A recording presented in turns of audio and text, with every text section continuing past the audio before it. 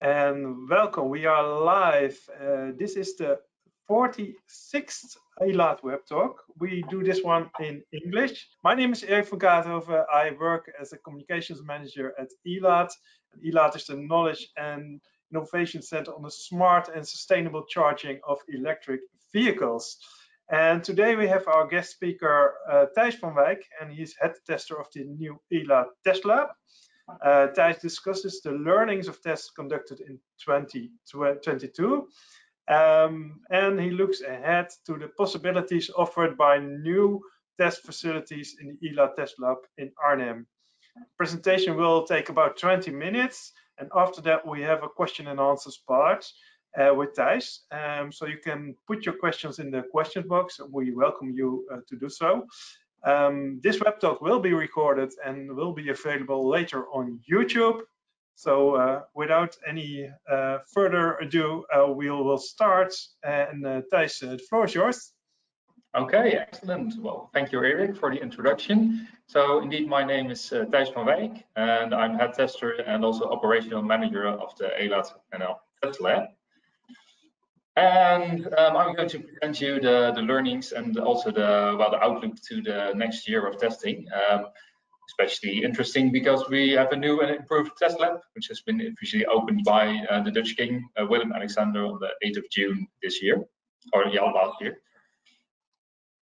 And what's new? Well, on the one hand, we have far more space and far more power available at our new lab. So we can also test with trucks and buses. And we can also test DC chargers and power. That wasn't possible on the previous location, but now we have more space, more power. So we're able to also run tests on these vehicles and charging systems. And a thing we are going to get, it will be somewhere in March, April, is a big testing system of 360 kilowatts. And this system consists of grid emulators of 360 kilowatts. So we can create our own electricity grid, a clean grid or a distorted grid, just depending on what we would like to test. We will get an EV and EVSE emulator, so we can emulate a charging station or an electric vehicle. So we can test things like 1580-20 communication. This will also be used for vehicle-to-grid. And we get 360 kilowatts of bidirectional DC loads, and this way we can emulate a vehicle battery, for instance, or actually a DC charger, the power of a DC charger. Now, how does it look like? So we'll be able to generate different test setups via this way.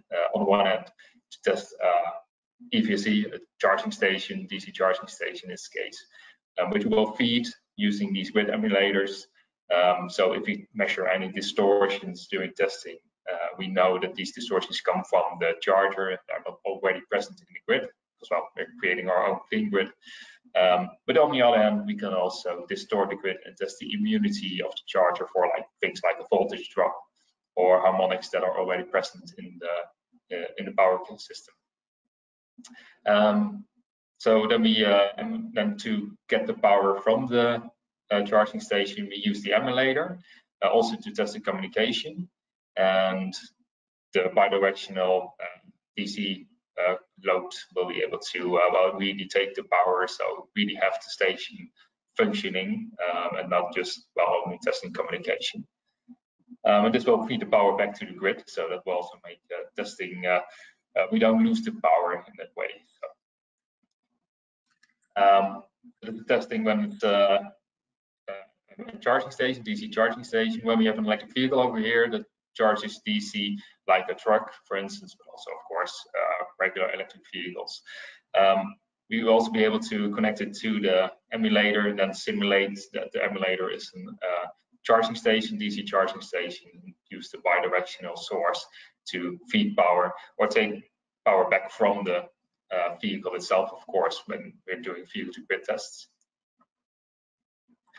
And of course, when we have all these devices present, and we already have about 13 DC chargers here, and we can also run interoperability tests between these DC chargers and the vehicles that come over here. And that's something we're still expanding. We get more and more chargers over here.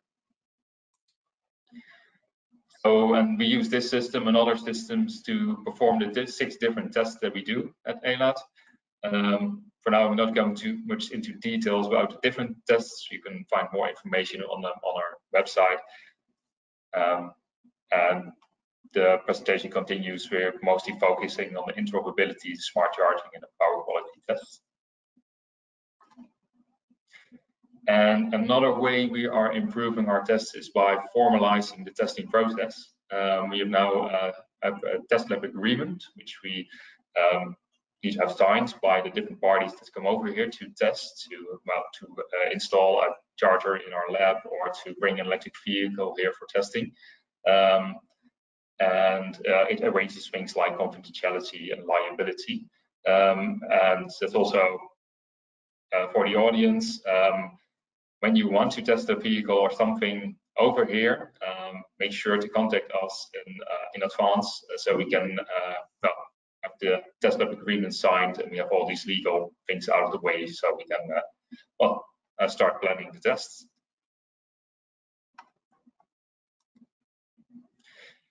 Some new tests we did in 2022. Well, the first time that we tested with just an onboard charger.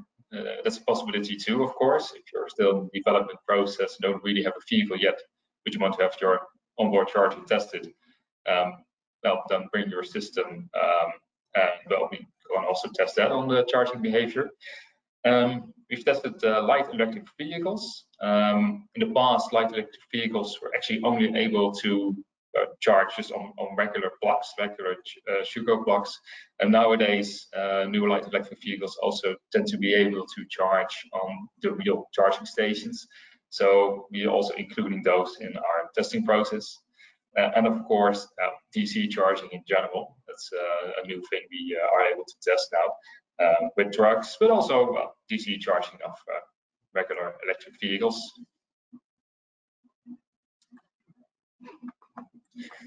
And what other new tests are we have we done? Well, on doing DC charging, of course, the 59V Test 2 and DIN spec communication. We also have a charging station which is able to do the things on AC. So not only on, you can only test it on DC, but also on AC.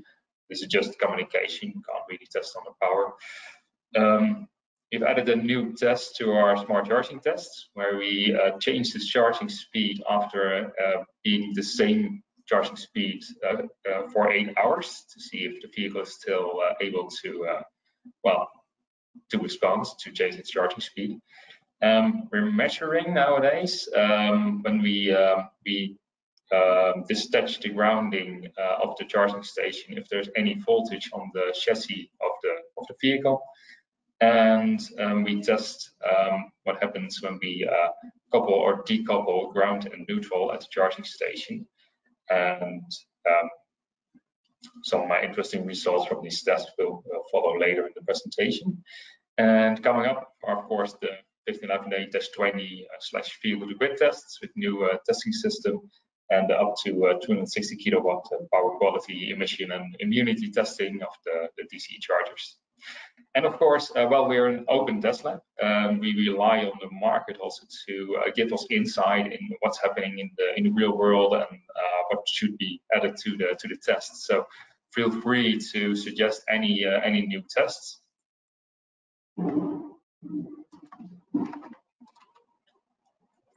Well, some general results. Well, general charging behavior. Well, we see that there's still vehicles new to the market with just a one-phase charging, and not an option even for three-phase charging. I think that should be a bit of a shame. Three-phase charging. It's most stations in the Netherlands are three-phase connected, so it's a shame to only charge on one phase. We had a vehicle that was able to unplug while the vehicle was charging. Might be a safety risk, at least it's not good for your connectors. So that's a thing that should always be kept attention on. And well, we also saw multiple vehicles with a voltage on easily reachable parts when the charger was not grounded. Like for instance, this example, next to the passenger door would be a piece of metal where there would be like 100 volts. There's not much power behind it, so it will only shock you a bit, but still, yeah, maybe that should be looked more into. Will only happen when the charger is not grounded. Charger should be grounded, of course, but well, you never know what you will see in practice. Then there are some results regarding interoperability. What we saw was actually a vehicle had a PWM signal voltage overshoot. The PWM signal is used in Mode 3 communication to communicate the charging speed. And we saw that in this case, the voltage of the PWM signal had a sort of overshoot, which made the charger believe that the vehicle wanted to stop and start charging. So during the starting of this charging session, the charging station just well kept on charging and stopping charging, and well sort of flipped. So that's a thing we didn't see before, and should be well noted by the, and that's also being adapted by the manufacturer, of course.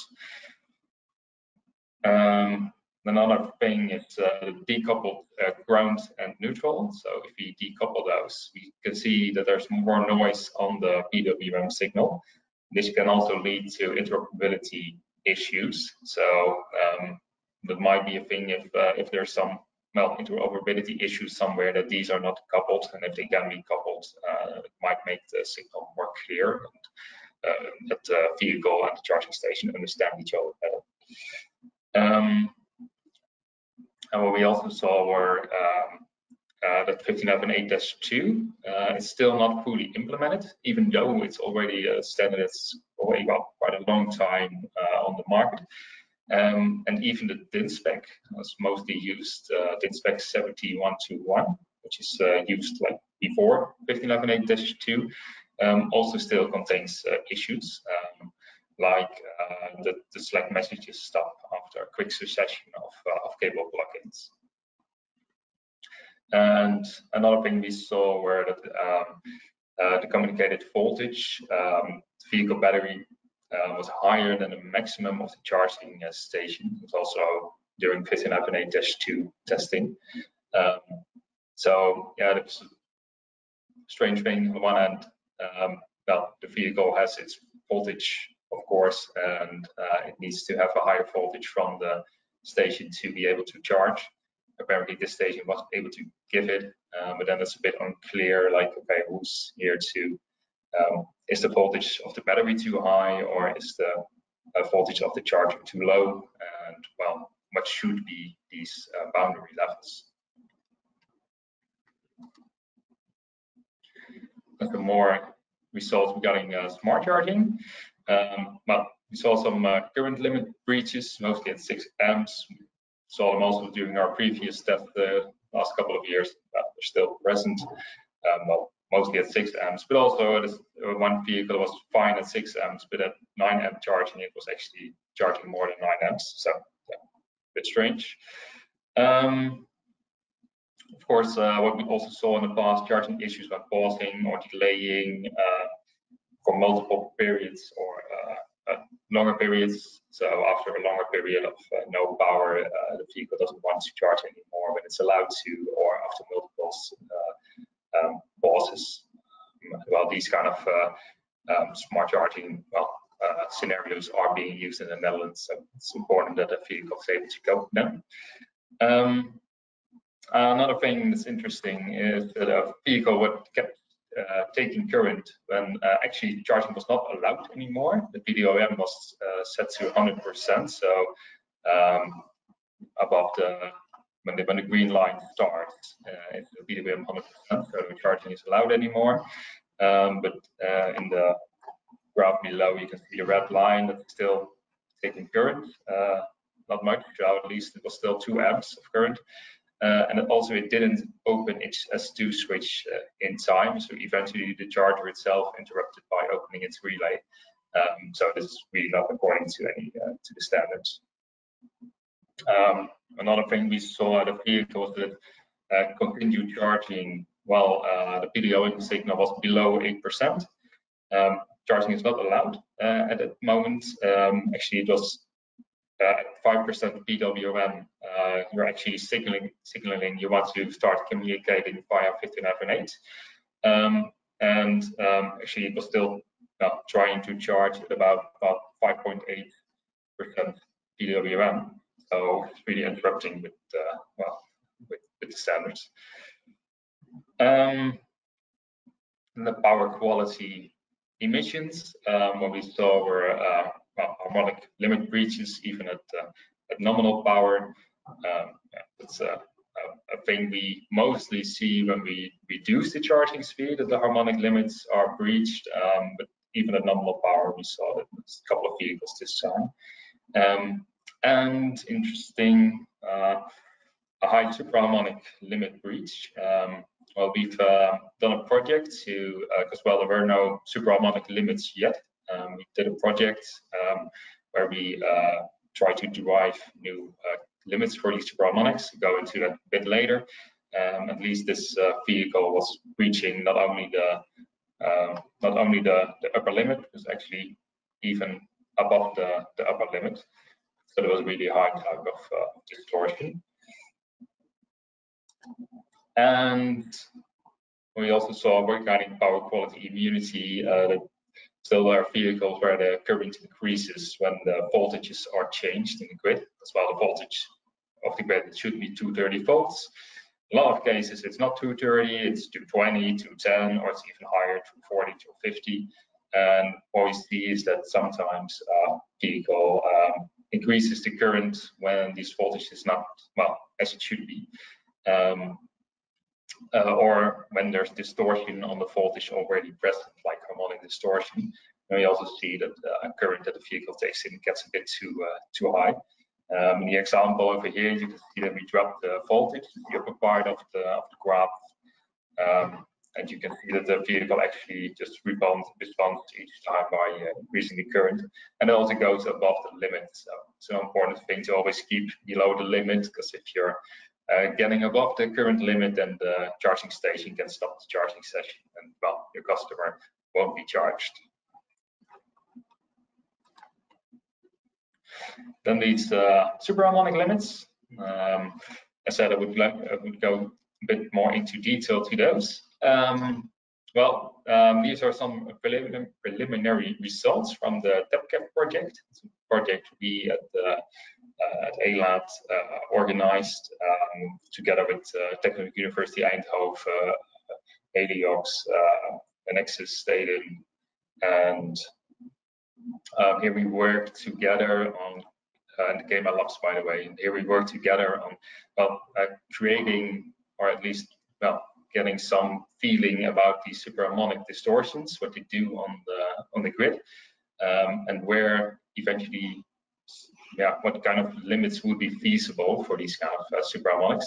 It's still preliminary. A lot of research still needs to be done, but we derived some limits, a higher limit, medium limit, and a lower limit, and everything below it is considered to be really fine. And we can find more information about the supraharmonic study and these limits via the following on our website via the following link.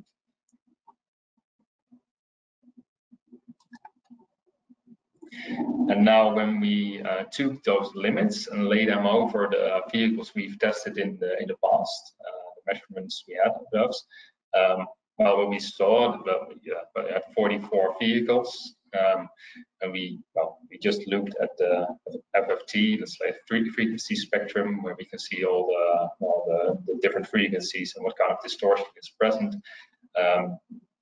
We just looked at if we can find the highest peak and see if this highest peak was above the limit.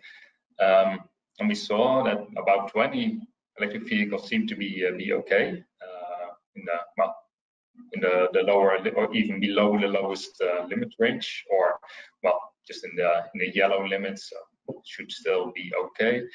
But in the other half, we saw that they were really into above one of the limits, or into one of the limits, and even two, they were actually even above the highest limit that was sort of allowed, or not even allowed. It was already would already be an issue if it would be in that limit. So that was an interesting result to see, and that's also a thing I would like to add in the conclusion. In general, for the conclusion, we see that during our testing, testing is still important. Vehicles that are already on the market do not always fully comply with the standards. And for some things, well, there are no standards yet, of course. So we test on those to advise the different manufacturers. We see that there are new OEMs, new vehicle types, new charging standards. So it might be a reason that for some, like a new entry to the market, that they don't comply with all the standards and all the tests we do yet. But still also OEMs with experience, who've been here before, we're already on the market with a few electric vehicles. Still we see that the charging experience is not perfect, and there could still be some improvements made. And focusing on the superharmonics, well, we've seen that about half of the vehicles are okay, half of the vehicles are above one of the limits, but this shows that the suggested limits seem to be workable, because well, it's possible to stay below the limits, but not everybody is staying below the limits. But still, there are vehicles that are high source of superharmonics, and that's also one of the things we would recommend is that these superharmonics should be well, they should eventually be a standard, and also a certification on the onboard chargers on the vehicle itself, to get them all into the green zone. As well, we've seen during our research that about these kind of superharmonics, they can cause issues with well, charging electric vehicles, the grid itself, with all our appliances in the grid. So it's important to keep them below certain limits. Some other recommendations: smart charging scenarios and tests. It would be wise to add them to at least the 61851-1 standards. Well, we noticed that while most vehicles do understand changes in the PWM signal, but really using a smart charging in practice, like multiple stops or longer stops, yeah, that's the thing that's not really tested on. It's also not in the standard how you should test those, but it seems important to add this, so every manufacturer knows what kind of things they can expect in the field and can test on those. Another thing is that a special category for electric vehicles should be added to the harmonic current limits, because we control the current intake. As I said, we still see vehicles that have too much harmonic currents, especially on the lower charging speeds. And that's actually still allowed because of the way these devices have to be tested according to the standard. But as an electric vehicle is a controllable load, like a battery, you should actually do it better if you also test them on their lower current intakes. And in general, well, electric vehicle charging, it should actually be a part of the EU type approval testing of electric vehicles. As well, it's important for a vehicle to be able to charge, of course. Yeah, it's an electric vehicle, you need to charge it. And it's not as easy as just, well, putting gasoline in a vehicle.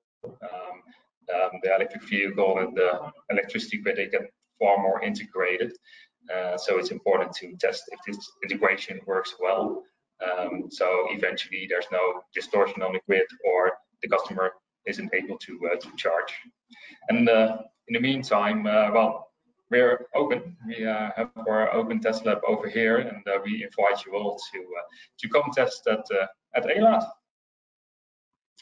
And that were my conclusions. Now it's time for questions. Well, thank you very much, Thijs, for your presentation. Let's start with a rather basic question. Why is the testing of the charging of electric vehicles so important? And the second one, is why is it important to not just test passenger cars, but also buses, trucks, etc.?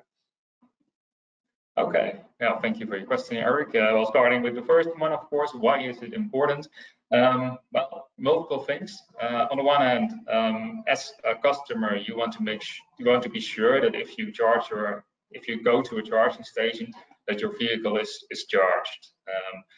As well, if you're not charged and there's no other charging station in the neighborhood, you can't get home or can't get to your destination. And well, yeah, that can be really an issue, of course. So you want to make sure the charging works flawlessly. And what we've seen during our tests is that there are a lot of things that can make that the charging doesn't go flawless. There might be there might be a charging pause in between the charging session, which well makes the charging stop. There might be a voltage drop suddenly,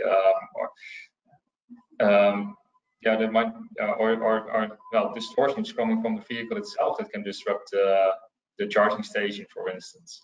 So there are multiple reasons that charging might be interrupted, and well, that's really inconvenient for the customer. And of course, it's also not good for the brand name of the vehicle manufacturer, but also from the charging station manufacturer.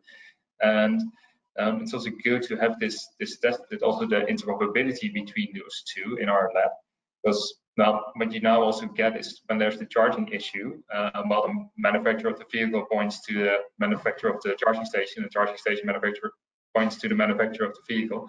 So yeah, you don't want it to become a blaming game. You just want to solve the issue, and we'll try to prevent these kind of issues and all that. So that's in general why we. What about Elaad is an initiative of the Dutch joint grid operators. So what is their importance of the testing? Yeah, that's actually mostly has to do with the capacity of the grid and the quality of the voltage in the grid. Well, the capacity of the grid, well, we, of course, well, here in the Netherlands, we expect to have like 1 million electric vehicles in the coming years. So they need a lot of power from the electricity grid. But the electricity grid hasn't been designed to deliver this kind of power at like the same time. When everybody gets home at 6 o'clock and everybody starts charging, well, we can't deliver that amount of power at that moment. But what we can do is spread it more over time, and then, well, there should be enough capacity in the electricity grid. But then you need to make sure that this works, that a vehicle is smart charging. The smart charging, indeed. So you want to make sure that that works. And on the one hand, you can rely on the current you tell the vehicles can take in, that it actually also is the current. On the other hand, and the charging continues, also on lower power or when there's a pause in between. Because otherwise the consumer, well, if he's not charged and it has something to do with smart charging, then smart charging gets a bad name. But we need to have that functional too. On the one hand, being able to get everybody charged, and on the other hand, keep the grid stable, and also, of course, to use renewable energy as efficiently as possible. So if there's a lot of solar panels, for instance, in a neighborhood, what you get nowadays is that the voltage might rise and might even rise up to the highest level, and at that level the solar panels stop feeding power back to the electricity grid. Well, if you in that case can increase the charging speed of your electric vehicles by smart charging, you can have this allow for more solar panel power to be put onto the grid. So that's a good thing for renewable energy too. Okay, thank you. And for the buses and the trucks, it's the same reason. It's the same importance. Yeah, same reason indeed. Especially I didn't talk about the power quality yet, the voltage quality of the grid, but that's the influence charging has on the voltage of the electricity grid. Distortions can occur because a lot of power is being taken from the grid, or because there's the AC/DC conversion from the AC current in the grid to the DC current needed for the battery. It might also create distortions. Those are present during charging from electric vehicles, but also from DC chargers. And especially DC charging, because of their higher power, of course, they might also have a higher impact on this power quality. So that's also why this is a really interesting topic for us, to also see what kind of distortions they create and how they might be, well, mitigated, or where limits should be set. Okay, thank you. So if you look at the trends in tests, were they much in line with the previous year, with 2021? Or is there a continuum, or are there some breaking points? Yeah, mostly aligned with the previous years. We did see some new, new results, some new issues, but sporadically. But in general, we see the same kind of things returning, like not all vehicles being able to do a longer or multiple charging passes. So that's also why one of the recommendations is to put more of these kind of smart charging tests, for instance, into the standard. Because apparently, well, we help, of course, with our tests to get these things working better. But it would be best, of course, if the manufacturers already have it all fully functional. So we don't need to have to do these tests. It just works. Okay. And 2022 was a very special year for Elaad, for you also. So can you tell us a little bit more about that? The opening by the Dutch King. You already mentioned this, but starting up at the new location. How was it, and what are your first experiences as a tester? Okay, yeah. Well, it was a very hectic year because, well, we created, on the one hand, we created the first part of 2022. We created this whole new lab. So a lot of work went into that. So during that period, we also, well, we hadn't much time to test actually. So mostly just designing the new lab and figuring out what kind of equipment should be, and how we get the power and stuff, all these kind of things. Well, since the opening, we've learned a lot. We've actually we've been able to gather a lot of DC chargers. At least, well, we already have 13 DC chargers over here, so that's quite a lot. And we're more and more are coming. So that's the thing we achieved. We of course continued on testing with electric vehicles, we also started the process of acquiring the new testing system of 360 kilowatts. While we have this power available now we also need to bring it to right, and it's also a focus point. So that work all will come fine now, and hopefully March, April it will all be delivered and installed, and we'll be able to run a lot more tests on a lot more power. So looking forward to anything that. Still on your wishing list? Anything you'd like to add in the near future? Well, we're now focusing, of course, on vehicles that are on wheels, but we're also in, for instance, in helping to write a proposal for a project where we will be testing more with electric planes. So that will also be interesting, of course, to also add these types of vehicles to the testing process. So yeah, that's a thing we're looking forward to. And just in general, just having more and more vehicles over here, and also run more tests in parallel. So also expanding the amount of people in the lab and the testing, the measurement equipment we have, so we can run more parallel tests. Have just a crowded testing testing lab. Yeah, still a lot of ambition. So also a mega charger, is that also on your wishing list? In time, it won't be this year or next year, I guess, because those standards are still in development. But eventually, the testing system is already prepared to eventually be able to test the megawatt charging system. At least it can reach up to the 1250 volt voltage that is required for that. Yeah, once it's ready, we can upgrade it to being able to also test this standard. Okay, thank you. So a question from Wout Hoeve.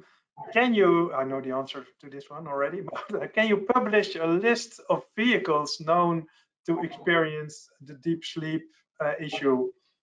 Yeah, that's a good one. We get that question a lot, but actually we can't do that as well. We're testing under NDA, so we can't really deliver the results for per vehicle. What we sometimes do is giving a general overview, like 90% of the vehicles is able to do it. So that gives more a broader picture of the abilities of the vehicles in general. That's what we can do. Yeah, what's the approach when you find such an issue? You work together with the manufacturer to solve it, I guess? Yeah. The manufacturer get a report of our findings. Then they're asked, of course, to make improvements to the things we found. And in a lot of cases, vehicle manufacturers do, and they also return with the vehicle to have again validated if improvement has been successful. So instead of just having a list and sort of naming and shaming, we're working together with the market to help them to reduce these types of issues.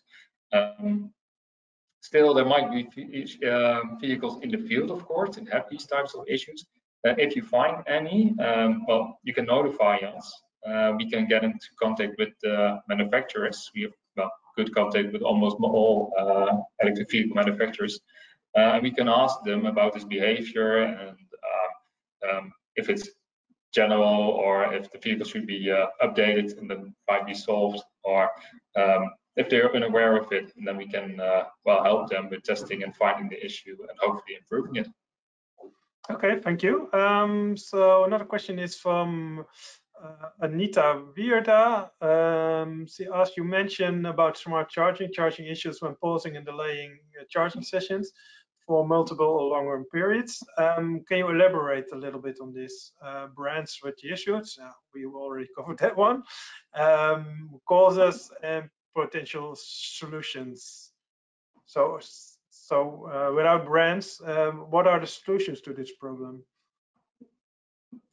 Well, the most important solution is just to have it tested and checked if the vehicles are able to run these kind of smart charging scenarios. And to elaborate more on these tests, for instance, what we do is, that's a bit of an extreme test, but we postpone the charging session for about 6 hours to simulate that a vehicle arrives at a charging station about 6 o'clock in the evening, arrives from work at home, but the charging session starts at 12 o'clock in the night, so it's really overnight charging. So that kind of test is performed, for instance. Another test is performed, it's called intermittent charging, and it's testing a way that's at a lot of charging hubs, the way the power is being distributed there. If there are a lot of vehicles charging at the same time, is by charging one vehicle for like 50 minutes, then skipping to the other vehicle for 50 minutes, and then returning back. So what we did, we made a test where this happens 25 times, and it simulates like if you have your vehicle in a parking garage overnight. It's overnight doing this intermittent charging. Will you in the morning be fully charged? So, and then if you would then be able to do at least 25 times, you will be fully charged or almost fully charged. So that's how we set up, for instance, that test. Okay. Yeah. Thanks. So Andre Duarte asked some things that were already covered by now, but also is there testing just on AC or also on DC charging? Yeah, these tests are mostly performed still on AC, but that's also because we don't have the new testing system operational yet. Once that's running, we can also do these smart charging tests in a better way on 511A-20 and DC chargers in general. Okay, thank you.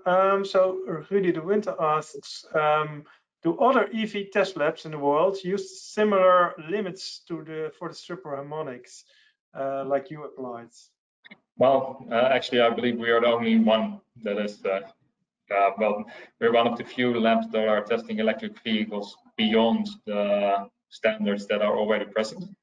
Yeah, I believe it's just us and maybe some university labs or labs at grid operators, but like a real open lab like us, that's unique in the world. So, and super harmonics, because it's a really new field of research and there are no limits in any standards yet.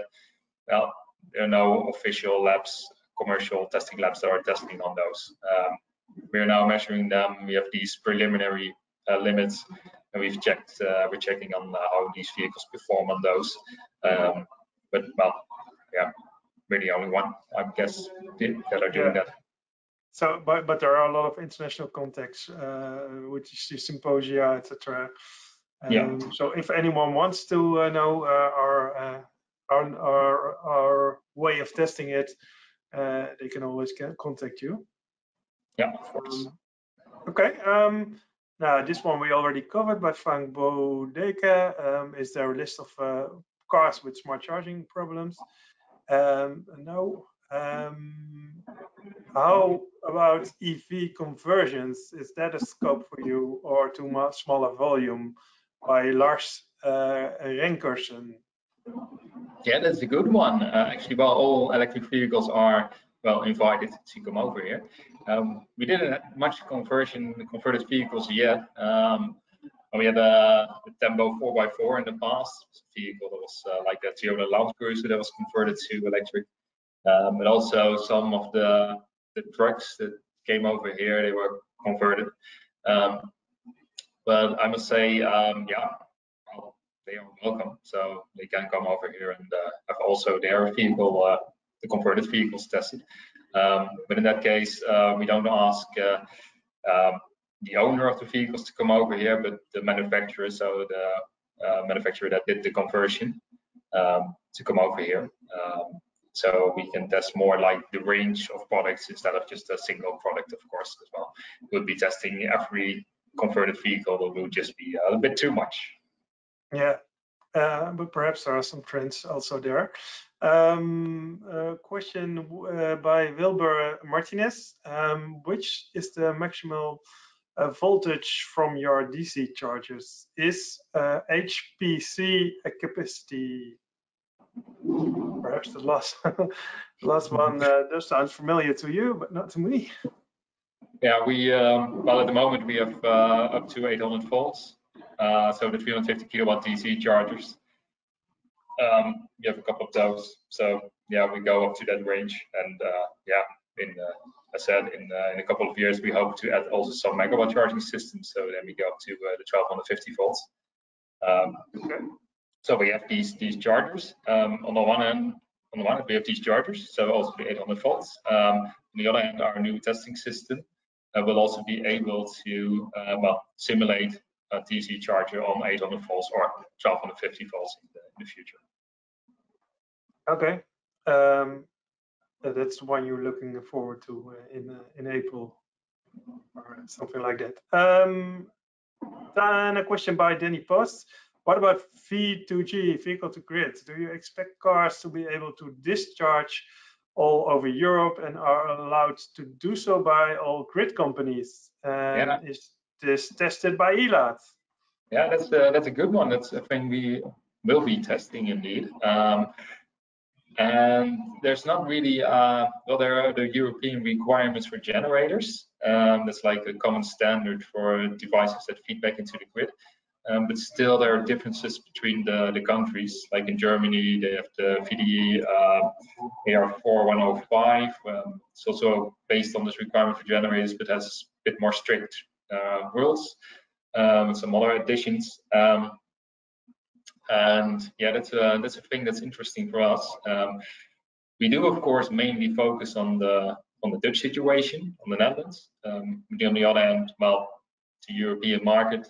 Vehicle won't be bound to the borders of the country, of course. So we will be doing some tests on that. We still also, well, that's also new game for us, of course, to test vehicle grid. But we will have the device start of this year, and from then on we will start experimenting and seeing what kind of tests would be important for us as grid operators, but also for other grid operators for the European market and for the market in general. Okay, thank you. So we're getting a little bit to the end of this session. Luc Boerbom also asked about bidirectional charging, his qualification about vehicle to grid, and results. You already answered that one. Lars Rengersen from the conversions says he will come over sometime. Okay. Yeah. Okay, please contact us and we'll make an appointment for that one. Yeah, let's do some final question. Yeah, you already talked about this at the end of your presentation, but what would you like to say to manufacturers in automotive or charging infrastructure or other services regarding the charging and the smart charging that have not yet found their way to the ElaadNL Test Lab? What would you say? What's your invitation? Well, please contact us in the first place, and contact us in time, because well, we're getting busy. So